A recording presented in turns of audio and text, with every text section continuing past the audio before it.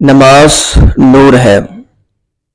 عن ابی مالک الاشعری قال قال رسول اللہ صلی اللہ علیہ وسلم الصلاۃ نور، رواہ مسلم۔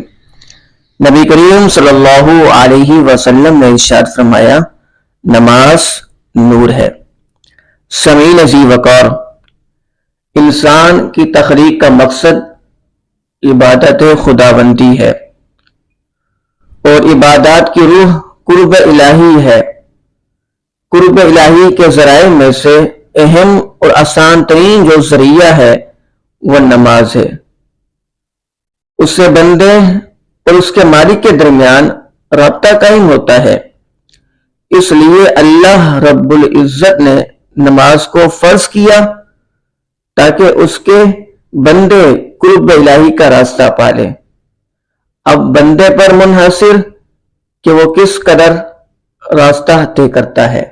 صلو علی الحبیب صلی اللہ تعالی علیہ وسلم۔